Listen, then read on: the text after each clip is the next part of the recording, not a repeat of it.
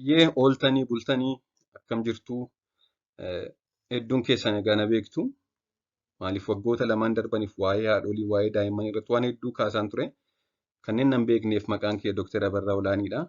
Ispeeshaalistii wal'aansa dhibee ijoollee fi daa'immanii akkasumas barreessaa kitaaba bu'uura fayyaa daa'immaniiti. Chaanalii kanaaf haaraa taanaan sabskiraayib gochuun waa'ee fayyaa, guddina, sirna nyaataa daa'immaniif akkasumas waa'ee haadholii ulfaa waan hedduu irraa argattu. Sabskiraayib gochuun dagatinaa. Mi'a irra immoo fedhiin nyaataa daa'immanii maaf hir'ata akkasumas furmaanni isaa maali kan jedhu waliin ilaalla. Hir'achuu fedhii nyaataa daa'immanii fi furmaata isaa kan jedhu. Hedduun keessan akkuma beektan egaa maatiin hedduun daa'imni kun fedhii nyaataa hin qabu, iddoo kana nyaata dideeraa akkas kan jedhu maatiin hedduun kana kompileen godha. Fedhii nyaataa dhabeera kan jedhu maatii hedduu biratti ni ka'a jechuudha. Haa ta'u malee haga ulfaatinni fi dheerinni qaama daa'ima sanaa akkaataa umurii isaatti noormaalii ta'etti fedhiin nyaataa gadi bu'uun yeroo hedduu rakkoo hin qabu. Fakkeenyaaf ulfaatinni qaama daa'ima tokkoo dhalatanii naannoo ji'a 5 harka 2 dabala. Naannoo waggaa tokkoo harka 3 dabala. Naannoo waggaa 2 fi ji'a 6 harka 4 dabala. Kana jechuun daa'imni tokko yeroo dhalatu kiiloo 3 yoo ta'e naannoo ji'a 5 kiiloo 6 ta'a. Naannoo waggaa tokkoo kiiloo 9 ta'a. Akkasumas naannoo waggaa 2 fi ji'a 6 kiiloo 12 ta'a jechuudha. Kun giddu galeessaan averejii. Haa ta'u malee noormaalii karviin jira. Ogeessi daa'immanii kan itti fayyadamanii ilaalanii giddu galeessaan garuu kana fayyadamuu dandeenya. Kanaaf akka waliigalaatti daa'imni tokko qaamni isaa dabalaa jira taanaan guddataa jira taanaan akkaataa umurii isaatti rakkoo hin qabu. Fedhiin daa'imaa hir'achuun fedhiin nyaataa. Sababni isaas fedhiin nyaataa fi hangi nyaatni daa'imman barbaadu daa'ima tokko gar biraa akkasumas manuma tokko keessallee daa'ima hangafaa fi daa'ima xiqqaa gidduu garaagarummaa guddaa jira. Kana sirriitti beekuu qabna. Daa'ima isa hangafa wajjin ilaallee isa xiqqoo kompeer gochuu hin qabnu. Daa'ima ollaa jiru wajjin ilaallee fedhii nyaata daa'ima keenyaa kompeer gochuu hin qabnu. Namni fedhii nyaataa isa garaagara uumamumaan daa'immanis akkasuma. Namni guddaa tokko fedhii nyaataa isa tokko miti. Akkasumas daa'imni fedhii nyaataa kan daa'ima tokko akka kan daa'ima ollaa ta'uu dhiisuu danda'a. Akkasumas manuma tokko keessallee fedhii nyaataa daa'immanii garaagara ta'uu danda'a jechuudha. Kana sirriitti beekuun barbaachisaadha. Mee akkuma waliigalaatti wantoota fedha nyaata daa'immanii hir'isan kanneen gurguddoo ta'an kaasnu akka waliigalaatti jechuudha. Tokkoffaa jechuun koomanii jechuu komitii. Tokkoffaan dhukkubsachuudha. Daa'imni akkuma nama guddaa yeroo dhukkubsatan fedhiin nyaata isaanii ni hir'ata. Kun mallattoo dhukkubsachuudha malee ofii dhukkuba miti jechuudha. Kanaafuu yeroo dhibeen sun yaalamee fayyu fedhiin nyaataas ni deebi'a. Mee ofuma keessan yaadaatiin fakkeenyaaf yeroo busaan sin qabee jira yoo ta'e taayifoidiin akkasumas garaa kaasaan, ameebaan, toonsiliin nama qabee jira taanaan fedhiin nyaataa hir'achuun ni jiraata jechuudha. Nama kamuu biratti akkasumas daa'imman biratti illee ni jiraata. Yeroo kana fedhiin nyaataa hir'achuun mallattoodha malee dhibee miti jechuudha. Yeroo waan sun yaalamee fayyuu ni deebi'a fedhiin nyaataa. Kanaan alas garuu fedhii nyaataa dhabuun kun dhukkubsachuurraa kan ka'e yoo ta'e daa'imni mallattoo dabalataa ni qabaata. Fakkeenyaaf busaa yoo ta'e dhibeen nama sanaa fedhii nyaataa dhabuun dabalata. Ho'inni qaamaa ni dabala, mata dhukkubbii ni qabaata, ni qorrisiisa kan kana fakkaatan jechuudha. Mallattoon biraa dabalan ni jira jechuudha. Lammaffaan umuriidha. Umurii kana sirriitti hubachuun barbaachisaadha. Kana yeroo baay'ee kan maatiin hedduun hin hubanne. Umurii. Sababni isaas daa'imni waggaa jalqabaa, waggaa lammaffaa, waggaa sadaffaa, waggaa arfaffaatti fedhiin nyaata isaa tokko miti. Kunis egaa ariitiin guddina qaama isaa garaagarummaa waan qabuufidha. Faayidaan nyaataa tokko daa'imman biratti guddina qaamaafidha. Waan isaan nyaatan akka qaama isaanii ijaaree dabaluuf. Kanaaf ariitiin guddina qaama isaanii immoo umurii tokko umurii biraatti garaagarummaa qaba. Daa'imman naannoo waggaa 2 eegalee hanga naannoo waggaa 6tti sababa ariitiin guddina qaama irrataa deemuuf fedhiin nyaataa irrataa deema. Waggaa jalqabaa ulfaatinni qaama isaanii waggaa tokko keessatti kiiloogiraama 7 dabala. Dheerinnis santiimeetira 25 dabala. waggaa tokko keessatti. Yeroo kana nyaata hedduu isaan barbaachisa.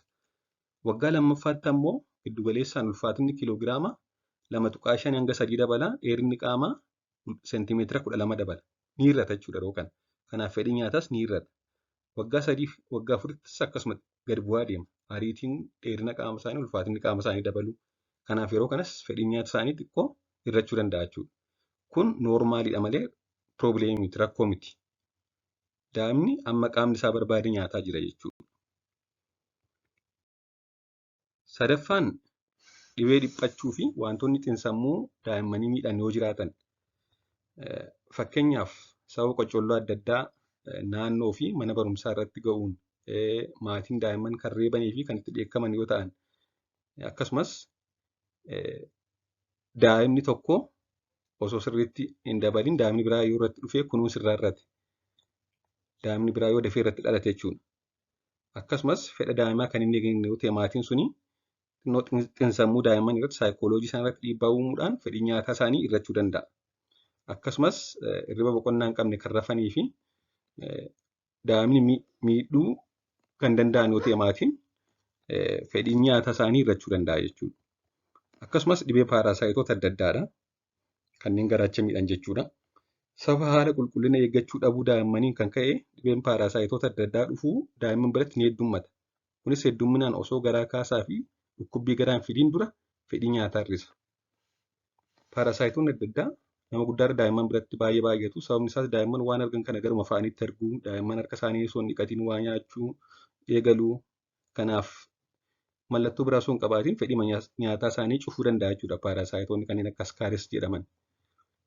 Kanaaf egaa fedhii nyaata isaanii hir'achuu danda'a. Inni gara biroon hir'ina dhiigaa qabaachuudha. Daa'imman sababa adda addaan yoo hir'ina dhiigaa godhatan mallattooleen akka amala dhabuu, dadhabbii qabaachuu, fedhii nyaataa irratti ni jiraata. Hir'ina dhiigaa xiqqoo malee haa ta'u amala dhabuu, fedhii nyaataa hir'isuu ni jiraata jechuudha. Keessumaa kan ayireeniidhaan dhufu. Akkasumas kana malees hanqinni vaayitaaminoota adda addaa yoo qaama keessa jiraate vaayitaamin B kanneen kana fakkaatan fedhiin nyaataa hir'achuu danda'a. Kana malees qorichoota tokko tokkodha. Qorichoonni dhibee daddarboo adda addaaf kennamanii amala yeroo fedhii nyaataa hir'isuu qabu. Kun immoo hanga isaan qoricha sana xumuranittidha. Yeroo isaan qoricha sana xumuran fedhiin nyaataa ni deebi'a. Akka waliigalaatti kanneen yeroo dheeraaf fedhii nyaataa daa'immanii xiqqoo hir'isuu danda'an kanneen kanadha. Kanaan alatti garuu fedhiin nyaata daa'imaa ammatti gonkuma kan dide yoo ta'e akkasumas mallattoon biraa yoo jiraate ho'inni qaamaa dabaluu, qufa'uun rakkoon biraa yoo jiraate immideetilii kun rakkoo fayyaa immideetilii dhufe waan ta'eef ogeessa fayyaa mariisuun barbaachisaadha. Mee amma immoo gara furmaataatti adeemu. Fedhii nyaataa daa'immanii fooyyessuuf wantoota maatiin taasisuu qaban kan jedhu. Kan jalqabaa daa'imman sa'aatii dhaabbataa akka keenya ciree, laaqana, irbaata isa jennu caalaa gidduutti kan jiru sa'aatii sana jaallatu. Fakkeenyaaf san nuti maksasii jennu jechuudha. Daa'imman kana jaallatu waan ta'eef naannoo sa'aatii 4 naannoo sa'aatii 9 yeroo kana nyaata kennuufiin moor fedhiin nyaata isaanii sa'aatii sana jira. Akka nama guddaa ganama, sa'a laaqanaa fi sa'a irbaataa miti jechuudha. Garbiraan sagantaa yeroo nyaataa dhaabbataa ta'e akka umurii isaanii kan sa'aatii muraasa garaagarummaa qabaatu taasisu.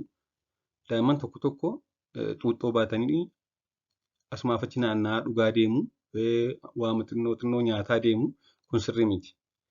Sa'a dhaabbataa ta'etti nyaachuu qabu. Kanaan ala hin beela'an jechuudha. Xinnoo dhugaa deemu kun wayi sirriitti hin nyaatanii yookaan hin dhiisanii. Kanaaf sagantaa dhaabbataadhaan nyaachisuun barbaachisaadha. Kana malees wantoota akka ocholoonii, kanneen akka zinjibila, loomii, jiusii, qomxaaxxee fi kan kana fakkaatan amala fedha nyaataa fooyyessuu waan qabaniif nyaata adda addaa waliin makuun nyaachisuudha. Nyaatawwan kunneen nyaatawwan fedhii nyaataa fooyyessan jedhamuun beekamu. Kana malees daa'imman umurii waggaa 2 hanga waggaa 5 gidduu jiraniif darbee garaagarummaa ji'a 6 hanga waggaa ji'a 6 hanga ji'a 12 gidduutti qoricha farra paaraasaayitoota adda addaa kennuufi. Akkuma sila jedhee daa'imman mallattoo qabaachuu baataniyyuu amala marrummaan isaanii keessaa paaraasaayitoota adda addaa qabaachuu qabu. Sababni isaas waan argan hunduma gara afaanitti ergu. Kanaaf fedhiin nyaataa isaanii cufameema mallattoo biraa osoo hin qabaatiin turu waan jedheef mallattoon jiraates dhiises daa'imman keenya umurii waggaa 2 hanga waggaa 5 gidduu jiraniif waggaatti si'a 1 yookaan si'a 2 albendaazolii kennuun barbaachisaadha. Daa'imman nyaata yeroo tokko baay'ee jaallatan deebi'anii jibbuun kan yeroo ta'e didan immoo deebi'anii jaallatu.